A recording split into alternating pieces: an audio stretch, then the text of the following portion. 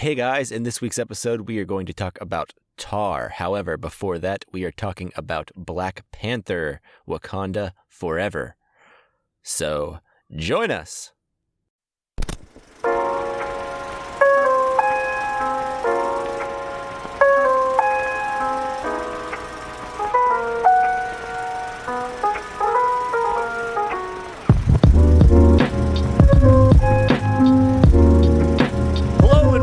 Casual Cinecast, powered by Cinelinx. My name is Chris, and with me as always, Mike, how you doing? And how disappointed were you that the movie Tar was not about the tar pits from like the Jurassic area where they discovered, bones and stuff from it? I was pretty disappointed.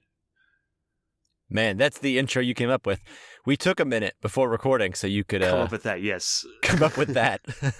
And I'm glad we did. It was worth it. Totally. Yeah, super disappointed. Are you talking about the ones, because I'm not familiar with these tar pits you speak of, are you talking about the ones featured in that movie Last Action Hero? Oh man, I don't even remember tar pits in The Last Action Hero. But there are like remember they threw a bomb in it? Did they? I don't remember that. But the tar pits of La Brea, I think is one. Is that in California? Yeah, I believe so. And they found saber-toothed tigers in there and stuff. That's pretty cool. Yeah. But this movie's not about that. No, but what a movie that would have been. Yeah. Click Kate Blanchett. If this is your first time listening, normally we like to start off every episode in a section called News on the March, where we talk about film and TV news, or more accurately, just the film and TV that we specifically have been watching since last time we recorded.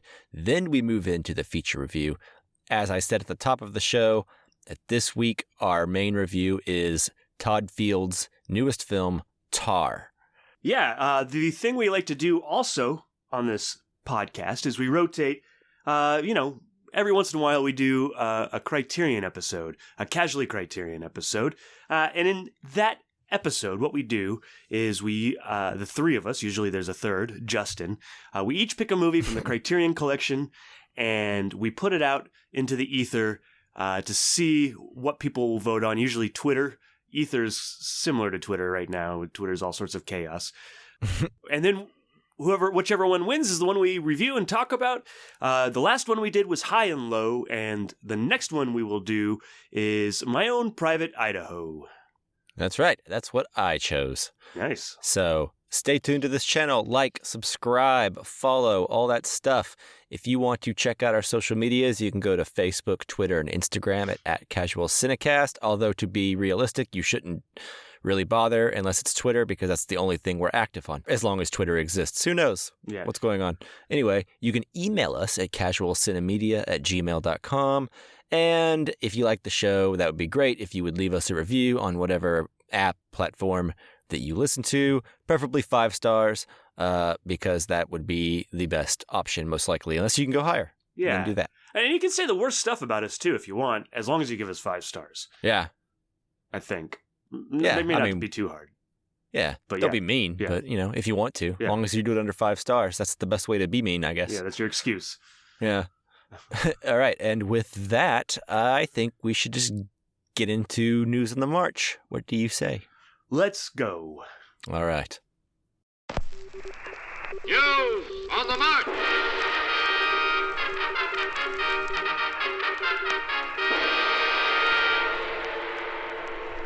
All right, guys. Here we are in News on the March. This is kind of a weird episode because in News on the March, we're only going to talk about Black Panther. So what we're going to say is spoiler warning for Black Panther. Just if you haven't seen it, just skip ahead to Tar but here we are. Mike, we've been doing this podcast for 5 years now, for a while. One thing that people may not know is during that whole time, I haven't seen you person to person until we went and saw Black Panther. We tried to a couple times where we were both in the same town together, but we finally made it work. We went to an Alamo Drafthouse and we saw Black Panther. And it was great seeing you, man. I really appreciate that. Yeah, it was fun. We went to an Alamo Drafthouse in Dallas, and we met at a bar upstairs and had a drink before heading into the movie. And then, it was nice. It was nice getting to actually see a movie with you. Yeah. I've seen a few movies with Justin since we've been doing this podcast, but we never could get our schedules to match up quite that easily. So hopefully many more to come. Yeah, we're close enough now that hopefully it'll work out. But what's really on my mind, and I guess I can go first on Black Panther. I really like the first one a lot. And for a lot of reasons would be like, it seemed like more than a Marvel movie. It had more to say than a typical Marvel movie, right? Sure. And I really liked it for that reason. And I think, this movie strives to say more, or wants to say more like the first one. But I think there's a lot of things that make it fall short of that. It's kind of a bummer. I'm kind of bummed out. I think, once again, we kind of, I don't know, we kind of got too much going on in this movie where they're kind of trying to add new characters. There's a whole character that you could excise from the movie and it would be a better movie for it. Yeah. I think if they introduce a brand new character and I was like, why are we spending time with this right now? Right. And it's kind of the Marvel formula, and sometimes it works. I mean, there are times in the past where you add Spider-Man to the mix, to Captain America Civil War, and it works. But in this situation, and I would even say Doctor Strange, that extra character is a drag on the movie. Are you talking about Doctor Strange in the Multiverse of Madness, the villain character? No, I'm talking about America Ferrera, I think. No, that's America Chavez in the movie. Yes. Yeah. America Ferrera's Ugly Betty. Yeah, or Superstore. But yes. Yeah, so I'm kind of talking about that. I don't know. There are aspects of this movie I really like. And also what I would say is man, they had a tough road ahead of them.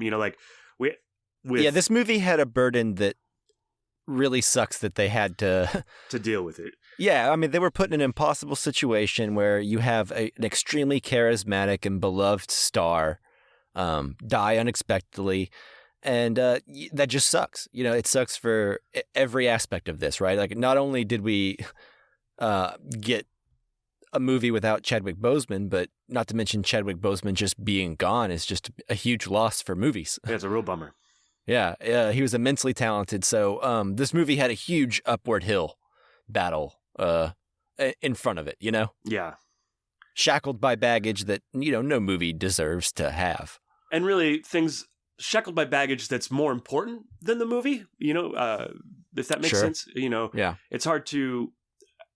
I'm certainly not upset at the movie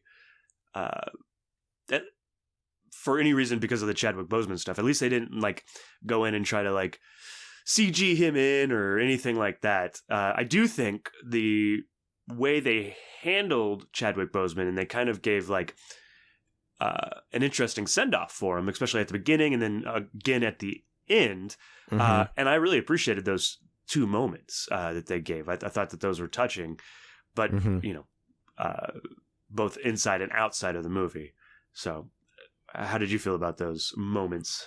Well, I think you kind of had to address it, right? Mm-hmm. I mean, if you're not going to do a CGI Chadwick Boseman like they did for Paul Walker in Fast and the Furious, if you're not going to use old footage like they did for Carrie Fisher in The Rise of Skywalker, then this is the best way to go about it. You need to, and this movie picks up with the funeral, sure, and the immediate aftermath, and I think it does justice to the character. It's very emotional.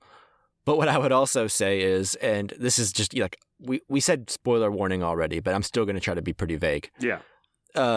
There's one scene though where I think there's a bookend to the movie where it ends with a montage of Chadwick Boseman footage of him in the role of T'Challa, and as soon as that footage comes on the screen, you're like, oh, that's what this movie was missing.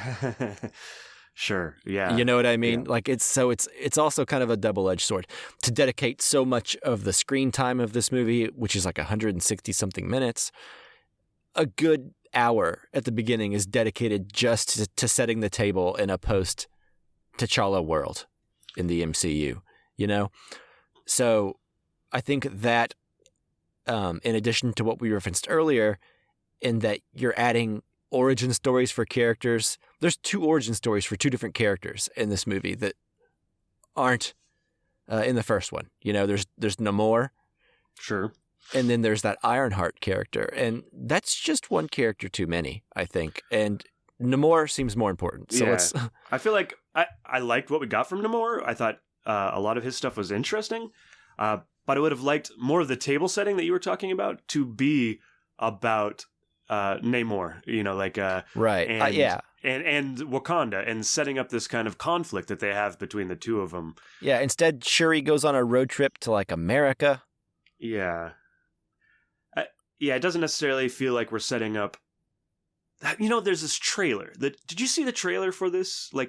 Yeah, the one with Bob Marley, the Bob Marley song. I think so. I don't remember what song was playing, but it's there's it's Bob Marley song mixed with another song, and it's a really uplifting kind of beautiful trailer, and it has the baby being born underwater. Yeah, that's what I'm talking about, and it shows Namor coming out of the water, walking slowly.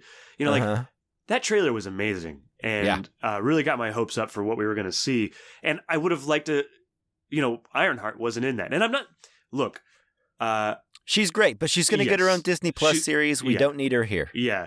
And oftentimes what happens is characters get shoved into things where perhaps they don't belong. Not that I want to be clear that it has nothing to do with the actress or the actor. Sure. There's lots of toxic fandoms these days. You got to make sure you say that there's nothing wrong with the character. It's just an overstuffed movie. Yes. It's more to do with I think Marvel, trying to stuff things in there, and perhaps they shouldn't have, Well, this movie already had so much going on. Yeah. It already has to establish a new Black Panther, reset the table for Wakanda, add a villain. We don't need to add another, just let it be a Black Panther movie. Yeah. And there's also deaths that, important deaths that happen that I felt we should have had a little bit more impact, and I feel really bad. Here's the thing, though. Here, I've been pretty negative so far about the movie. Okay. I don't like this movie very much. I don't think it's horrible, but it's definitely on the lower end of the MCU for me. But what I will say that is good about this movie, and there's lots that is good. Yeah. The cast is great. Sure. Yeah. Angela Bassett, killing it. Sure. I like the world building elements of it. I think as opposed to the first one, in this one, it feels like real sets. If Wakanda feels like a real place that I can walk around in and not that horrible green screen CG stuff that was CGI from the first one that I think felt really horrible. Lots of great world building. Wakanda feels fun and tangible, and you're bringing back villains and setting up stakes. You bring back Julia Louis-Dreyfus and her little character, and you learn a little bit more about her relationship to Martin Freeman, which is fun. Yeah. Which also I kind of feel like that's also part of the overstuffedness. If we had a focus. But that character was at least in the first one. Martin Freeman's character. Sure. Right. And Julia Louis-Dreyfus at least ties in with the rest of the MCU so far and what they're doing in this phase. So it feels like it's moving the overall needle forward. Yeah, that makes sense. And maybe if it hadn't already felt overstuffed, I wouldn't have minded that as much. Yeah. I would say Winston Duke as M'Baku is really good in this. And criminally underused, in my opinion. And he has kind of his own arc there. I would have liked to have gotten more of that arc. Yeah. Well, Winston Duke is great. Yeah. Well, here's the thing, though. I think Letitia Wright is a good actress. I liked her in the first one. I thought she was charming and funny. The task that she is given in this movie is a thankless one, I think. In my opinion, Shuri's journey in this movie is not very interesting, and I'm kind of lackluster on the movie just because I don't know that character has the heart and soul required to carry a movie like this, Yeah. Once again, and she's very much, positioned as the main character if there is one. Yeah, I definitely think, she is. She's, we've said spoilers, but she becomes the new Black Panther. But I think, once again, that has to do with the overstuffedness. If we had spent time... Now, I guess maybe you could say that the time that, Letitia Wright goes to America to fetch Ironheart, is some character development, but I would have liked to have seen more to do with that and the Namor, like the underwater, like I would have liked to have seen more about that. Or her dealing with grief in a way, because I think there's a lot of grief in this movie that doesn't work exactly for me, but it's there, and I would have liked to have seen more, Right. Like, I think a more interesting arc for Shuri would have been the grieving process, the guilt process about not, him not letting her know about the illness so she couldn't do anything to fix it, and then also struggling with her new role and responsibility. Whereas, like, there's very little that I remember in the way of, like, interesting scenes with her struggling with the responsibility. It was more just, grieving her brother and then, doing stuff, moving around. An interesting scene that I liked was, and this is also a spoiler, but like when Michael B. Jordan shows up and they have a discussion about revenge and why specifically she's seeing him in the like in this spiritual journey that she's going on, because she's angry and she's conflicted. Yeah. But I would have liked to have spent more time setting that up, Yeah, for sure. Because whenever Michael B. Jordan shows up, I was like, why is he here? And then it's explained shortly thereafter. Yeah. But at first you're like, I mean, is she that conflicted? I guess. Okay. Yeah. Well, do you have anything else to say? Like, I will say, the end was kind of interesting, like the post-credit scene. The one with his secret child. Yeah, I mean, kind of a cop out, but what else are you gonna do? I mean, it's a reset, I like Lupita Nyong'o, and I hope that we get to see more. Lupita Nyong'o. Oh, did I say that? I'm sorry. Yes, I like her, and I'd like to why see didn't more. We get more of her in this movie? What's going on? Well, maybe it's because she had secrets, and that she couldn't. She wasn't going to reveal to the very end. Yeah, but you can still give her a bigger part. Yeah, but once again, Ironheart. I feel. Yep. And I'm not taking up those valuable minutes. Yeah, I would have liked to spend. I think the thing I'm coming away with from this discussion, I don't want to put words in your mouth, but I think we would have liked to spend time with the old characters dealing with the grief from, the loss of Black Panther and Chadwick Boseman. I would have liked to have spent more time with that as opposed to newer characters. Yeah, and then we could probably go from 160 whatever minutes down to like, I don't know, 150, just to streamline it a little bit more. Yeah. Pacing issues and stuff. Pacing is a good thing here. So I think there's good stuff in there. There's a good movie in here. But I don't think that's exactly what we got, and it's kind of a bummer. But yeah, it's a messy movie. Yeah, and it's a flawed movie, but it's a movie with a lot of heart. But the thing is, at the end of the day, it's just a very sad affair. It's just a sad bummer of a movie. And I think I don't feel that different about Doctor Strange and the Multiverse of Madness. I feel like that's kind of messy. But yeah, but that one's messy in like a heart on its sleeve, goofy, fun kind of way. And also doesn't, it's not the movie following up, with the Black Panther death. It's not following up like one of the heavier, more thought-provoking movies in the MCU. Yeah, it's following Doctor Strange 1. So I expect more from it, which isn't fair exactly. But yes, that's where I am. Well, I mean, Ryan Coogler made a really thoughtful, good movie with a lot to say. So I mean, and he's made Creed, and he's done some other stuff that's just, he's a solid filmmaker. So yeah, I still look forward to seeing what he does next. And I honestly, I don't put this at his feet. We'll have to see what he does next and like what his track record becomes. But I really feel like this is Marvel, the Ironheart, this putting in of new characters is Marvel like kind of sticking their foot in it, like, oh, we got to push Ironheart new because we're gonna have a TV show soon so that we can, that kind of thing. So I don't blame Coogler. No, I don't either. But it is what it is. Sure. A flaw in the movie. But that's just our opinion, of course. I'm sure plenty of people really liked it. I mean, the reviews are solid. The audience score seems solid. So.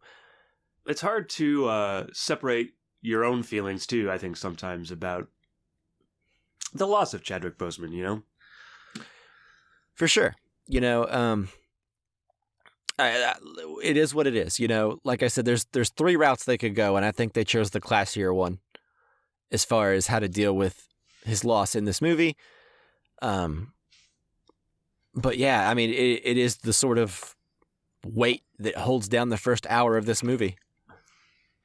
Yeah. Because you just got to acknowledge it. You can't just jump in and start having a good time with a Black Panther movie. You gotta,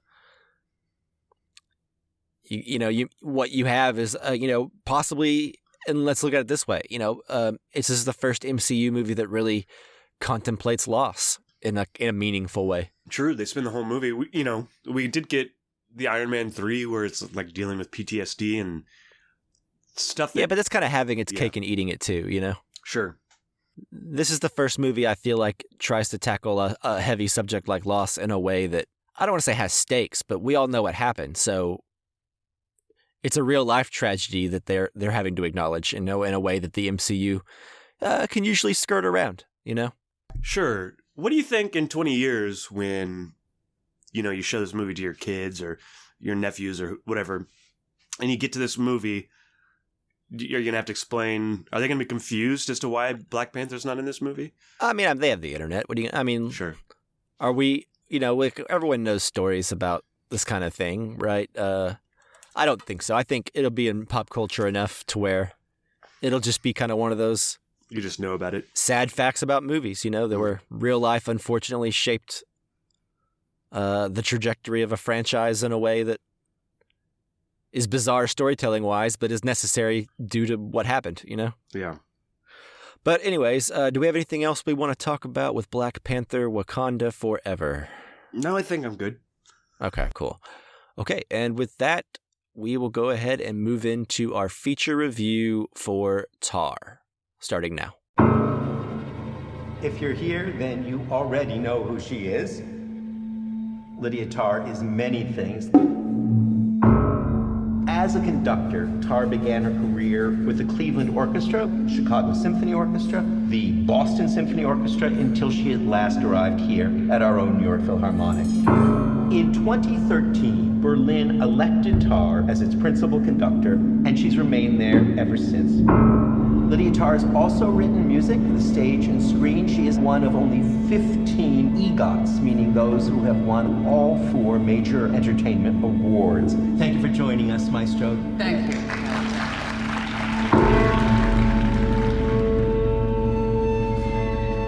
How's the writing going? Not so well.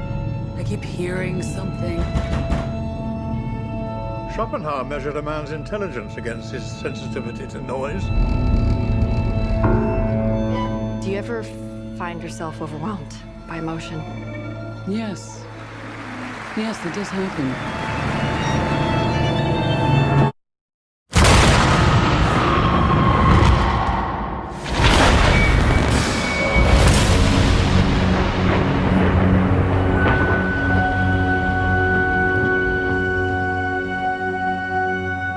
We have a problem. I received another weird email.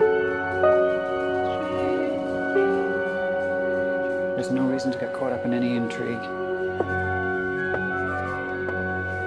I'm worried. She's starting to disappear into herself. You want to dance the mask? You must service the composer. You gotta sublimate yourself. Your ego and, yes, your identity. You must, in fact, stand in front of the public and God and liberate yourself.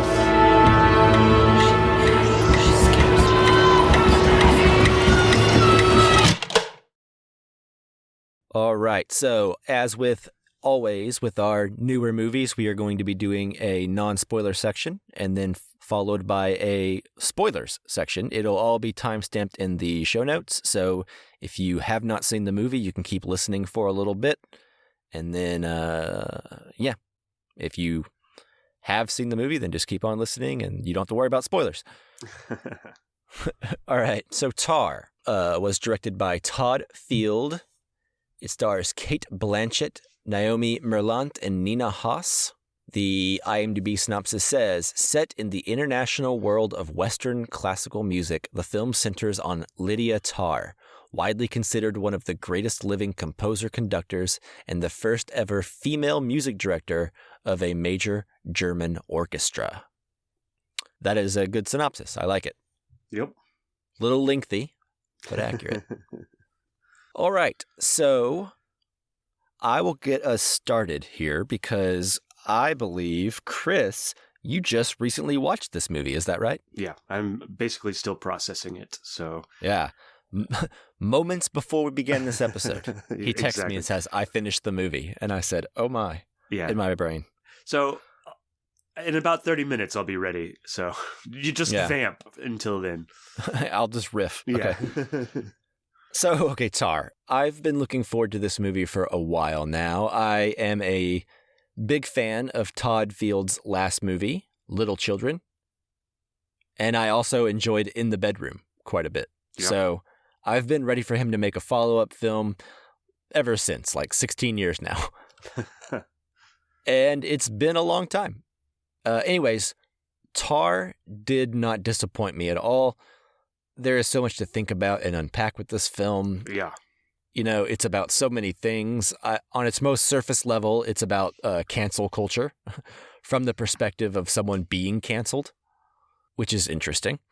But man, it's about so much more than that. You know, I'm very high on this movie. Cate Blanchett is great here, which Absolutely. is a shock to absolutely no one who's ever seen her in anything. Right. She's always been such a huge talent. Sidebar, you know, I just recently watched Blue Jasmine for the first time. Oh, yeah. Recently, and man, is she so awesome in that movie. Yeah, I actually saw that in the theater, and I loved it. I thought it was so great. She was just so good in that movie, so watchable, and I think she's even better in this movie. I think what she's doing here in Tar is just like almost like Daniel Day-Lewis in There Will Be Blood levels, you know? Yeah. She's killing it. I could watch, 2.5 hours of her just conducting very passionately. Yeah, and just like I'd be into teaching her class and giving interviews. Yeah. But yeah, no, Lydia Tarr, fascinating woman. Can't wait to get into this further. Chris, I stalled as long as I could. I at least need you to give your overall impression of the movie and what you're thinking. Yeah. I'm going to echo a lot of what you say. I really enjoyed this movie. It is a movie, even if I gave this a couple of days sitting on it, it's a movie that almost demands a second viewing. Mm-hmm. And I'm looking forward to that. Cate Blanchett is phenomenal. She gives a really great performance in this. It's also and she gives a breathtaking performance of an original song called Apartment for Sale. That was pretty amazing. That may be part of the spoilers, though. But yeah. I think this movie is also difficult to talk about because of the cancel culture stuff. It's interesting, and it's a multi-layered approach to a person that is bad. I don't know that that's a spoiler. Maybe we should... love the simplicity of that description. She's bad. Yeah, and I feel. The problem is that I feel empathy for her, and I think that's... Well, she's a human. Yeah. And I can see how some people might watch this and be like, oh, this movie wants me to feel bad or feel empathy for a bad human, for a Harvey Weinstein type, maybe she's not necessarily like... Maybe we should move into spoilers before I say too much more about that stuff. So sorry about that. I'll put a pin in that. One of the things that this movie reminded me of to kind of move was Game of Thrones.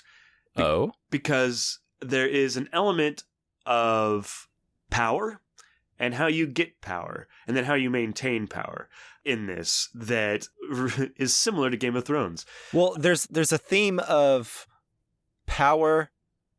Power corrupts, obviously, nothing new there. Yeah. But this idea of whenever emotions and power get all mixed up together, right? Pettiness, love, lust, all these things can get wrapped up in and power, and how do you abuse it whenever you have a lot of people who look up to you, or, you know, so it's not a one for one, right? It's not a simple, she's just bad, you know, and she does a lot of things that I think that are bad, but the movie doesn't seem interested in judging her in such a clear cut way. Sure.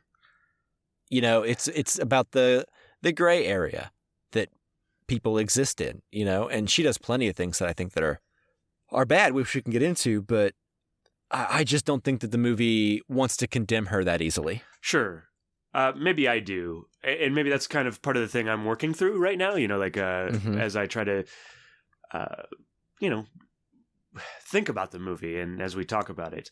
I think you're right. The movie certainly doesn't want to condemn her. You want to move into spoilers?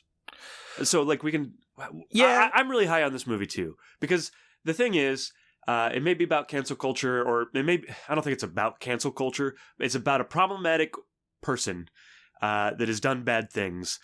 And normally this would be a role you would see like a man playing, right? Like a straight white man. Yeah. I also think the reason you don't see that is it's because it's more difficult to... It'd be easier for me to hate the man, you know, because that's the traditional role of that guy, you know, like, or those men have power automatically, and it's harder for women to come by power. Does that make sense? And it seems like, you know, she's earned every bit of like fame and acclaim that she's gotten. I don't know that I completely agree with that. Well, she worked for it, right? None of it was handed to her like it might have been a man. Sure. But I think she was more political about it. Well, that's what I consider working for it. Like she had to, whether it's backdoor shady channels of getting it and manipulations or whatever, she had to take everything she's got for herself. She had to take it. And so it wasn't necessarily based on merit, like we all want or pretend like these things are.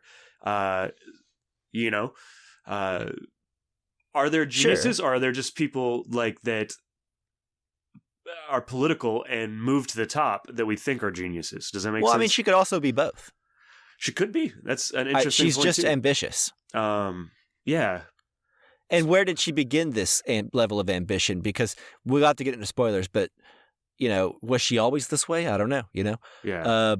But yeah, we'll get into spoilers now. Let me just say that probably one of my favorite films of the year so far. I really enjoyed it. Yeah. Can't wait to see it again. And that's about it. 2 strong recommends. If you like this movie, also check out Little Children and In the Bedroom. Yes. Both those movies are pretty great. So Little Children is a movie that is never far from my thoughts because it's such a unique experience. Did we see that together? Did we see that with Michael Clayton? No, I didn't see Little Children in theaters. I saw it on DVD. Oh. Okay.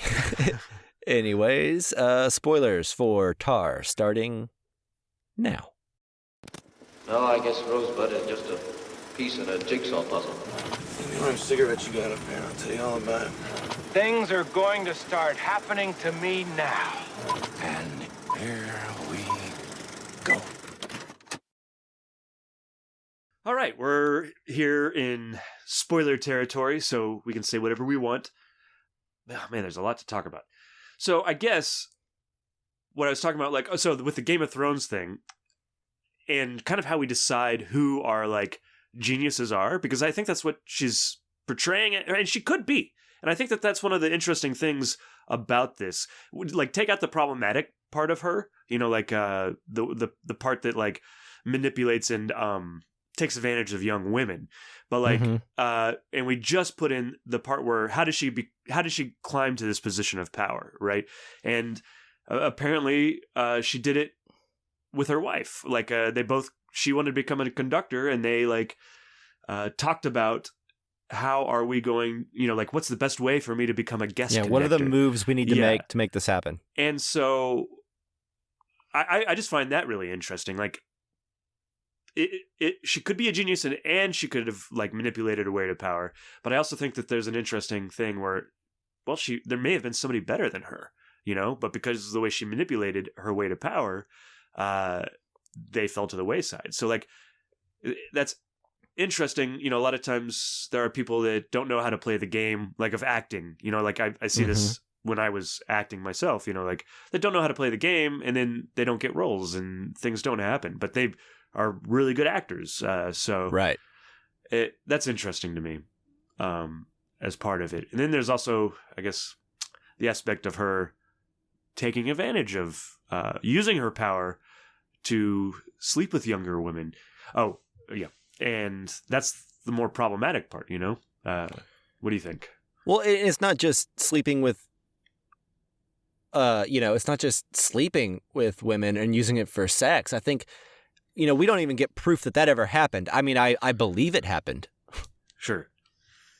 But the movie, she never actually, we never see anything like that in the movie. It's just heavy implications, and then we know there were some emails sent. So, like, the movie plays that pretty awesomely, I think, in that sense where it's like, yeah, we can imagine her doing most of these things. People seem to believe it. What did you think about her assistant? Because I felt there was implication that she had slept with her assistant. Yeah, for okay. sure. Yeah. Okay. I definitely think so. So, this movie deals with so much in a relatively simple story. It's, the power dynamics, cancel culture, celebrity in very obvious ways, but it also finds time to contemplate art. Sure. And insecurity and outward personas, like how power and being revered and idolized can nurture some of the most toxic elements of our nature, right? Yeah, you have power and people treat you differently, and then when they revere you, how can you not play favorites, or how can you know what I mean? Like, where does that begin? It must start out innocently enough, Yeah. And here's the thing: is the movie spends so much time building up this character through long-winded scenes where she goes on and on about music and how the real love for her is to control the timing and to make the interpretation of the music something special. And we also see that she clearly loves controlling the people around her. Yeah. And she likes to give off this very highbrow intellectual attitude. And then the movie proceeds to just pull at her strings and watch her unravel and put her in situations that she can't control. And for someone like that who controls her outward persona, she controls everyone in her orchestra, and she prides herself on that control and control the very music itself with time. She can withhold, she says. Yeah. For her to end up at the end where she ultimately ends up, playing along to like a metronome and some headphones. I really liked when she first greets her orchestra. She's like, "What is the intent of the composer?" And you're like, "Oh, well, who's she composing? Like, who's she like directing, or I don't know what you call it." But and then you see it's like a World of Warcraft type game. And it's Monster Hunter. Yeah. Was that what it was called? Yeah. Oh, so is that I wonder if that's an actual video game. It is. Huh. Well, I know it's an actual video game. At the beginning of the movie, they give a special thanks to Monster Hunter. Oh, that's funny. Yeah. Huh. Okay. Yeah, I was confused too, but I was like, is this real? I guess it is.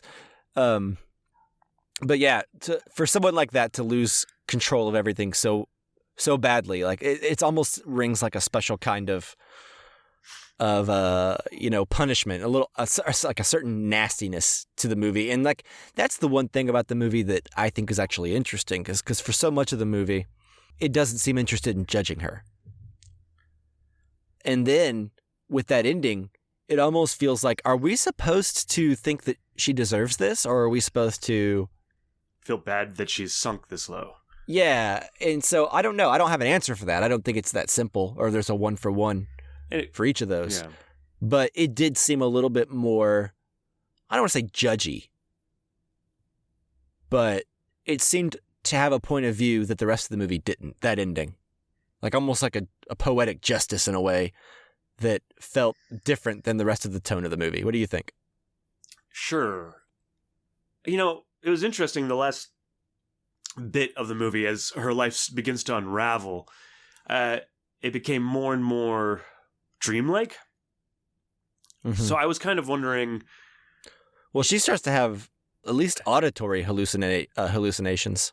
Yeah, well, there's like, if not actual ones, like, was that dog real? The dog.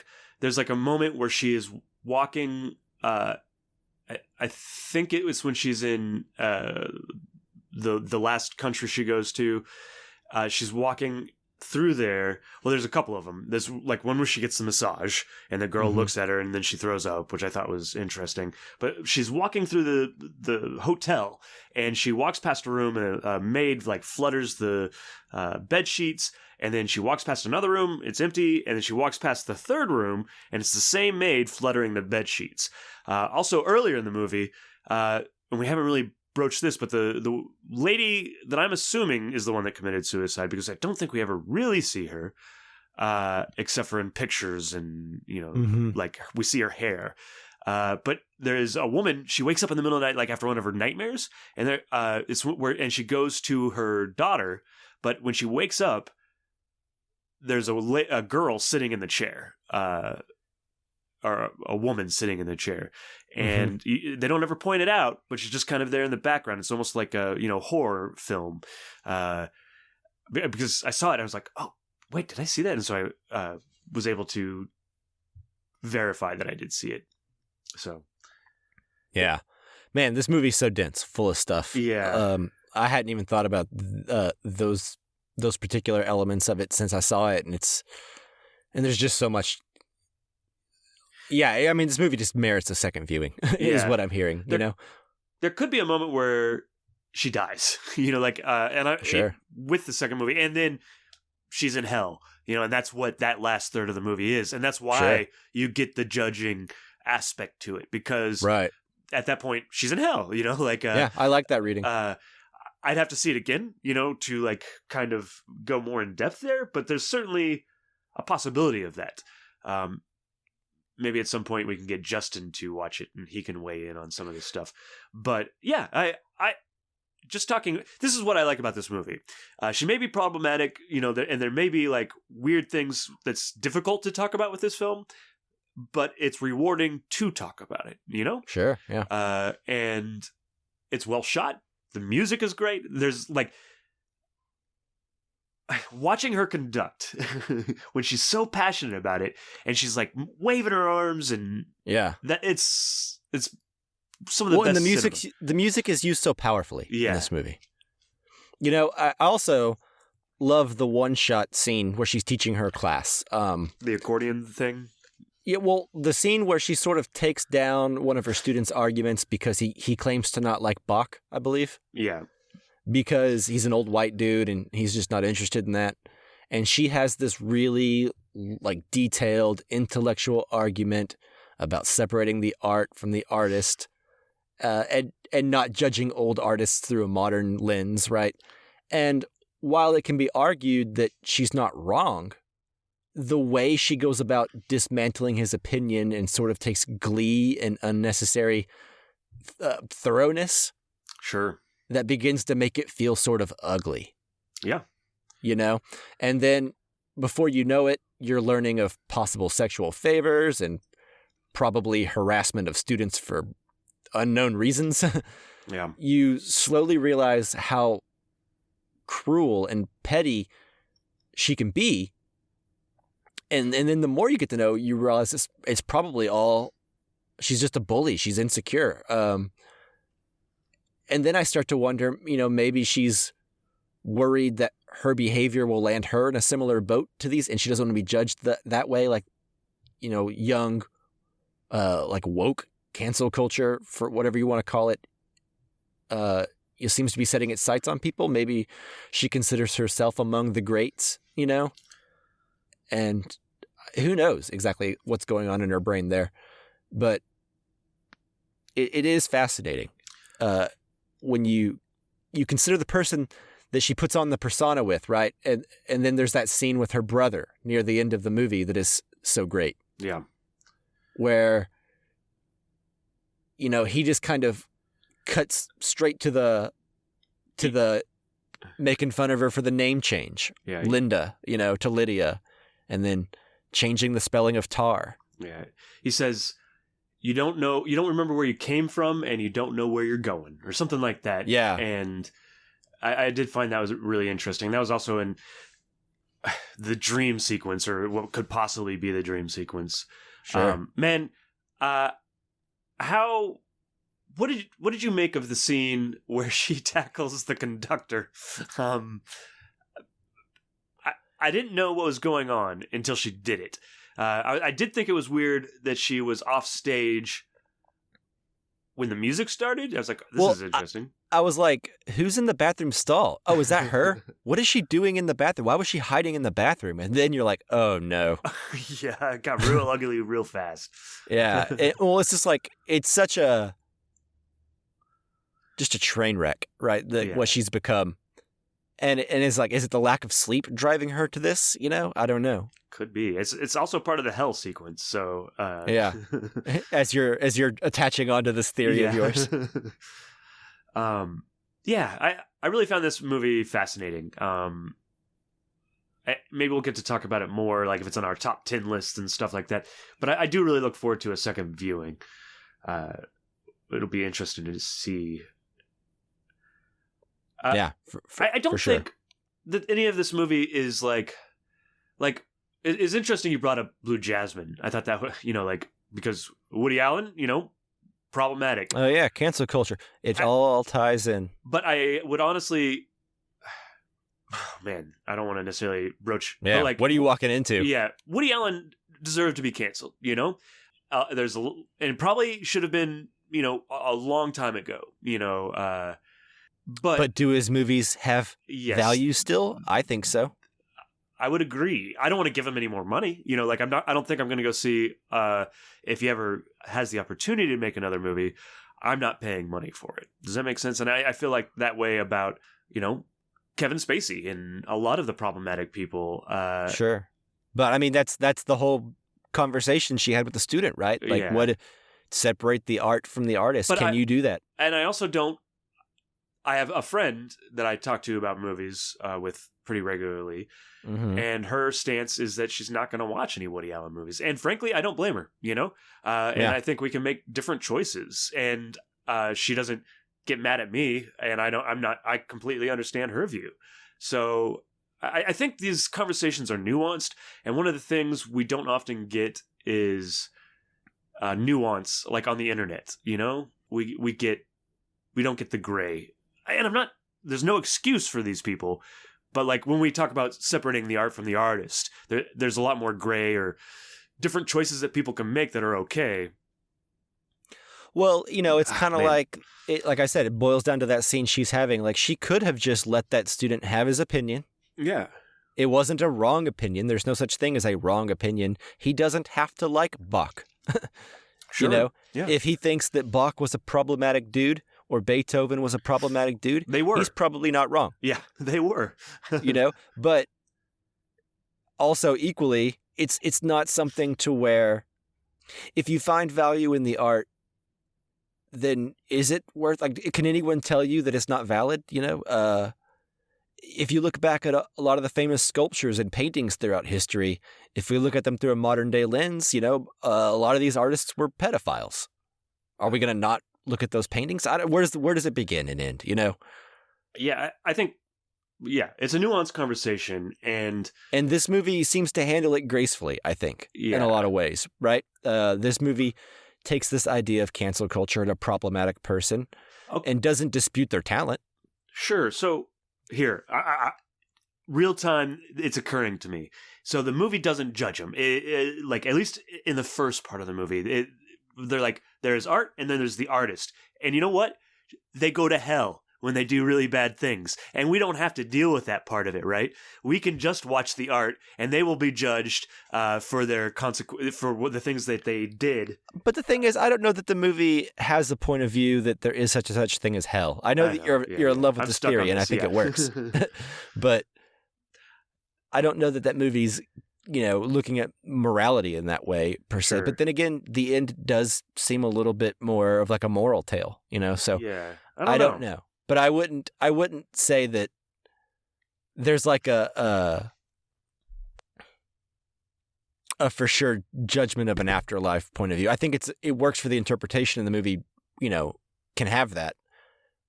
But I don't want to tie the entire episode to that one theory, Sure, I get it. Absolutely, there are plenty of theories that you can have. I'm just coming up with this willy-nilly, so do with it what you will.